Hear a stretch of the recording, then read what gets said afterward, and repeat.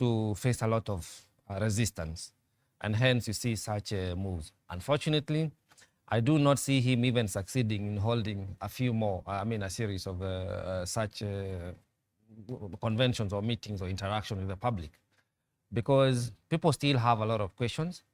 People are very informed and bold in asking and raising the concerns they are in. And we even saw this first meeting that he had. He could not answer the question on the budget of the renovation of the State House. He said whatever was spent was spent. How do you expect a CS, such a person, not to have a concrete answer? And we saw the same even with Adan Duale. Just in the week, he could not pronounce himself on what actually happened in the renovation and the whole budget. The 2 billion on 10 billion. So it takes away the credibility of one John Bundy. And I see him having a very hard time because the upcoming finance bill is going to be tough on Kenyans. And resistance will be there. I think it is going to be far worse than what we experienced last year.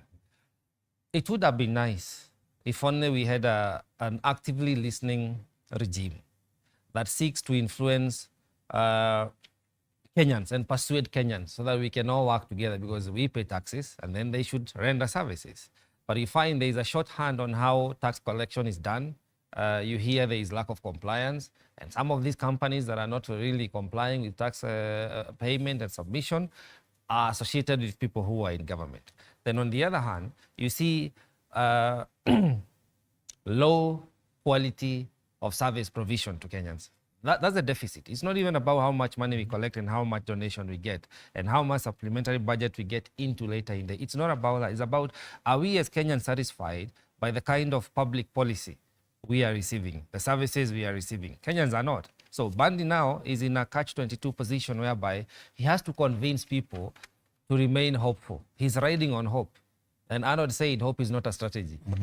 Secondly, we Kenyans are very awoke that the only thing that we need now is austerity measures, which this government seems to have forgotten about the presidential statement he made last year.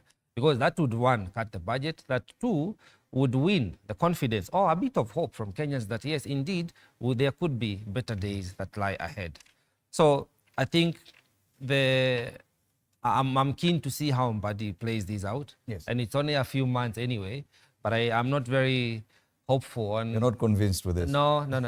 But look at it this way, Meshach. This was the biggest conversation last year.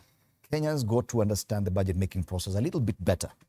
Terms like the finance bill, at least now people understand what it means. That same scrutiny will be visited on the government and this process this year as well. Are you convinced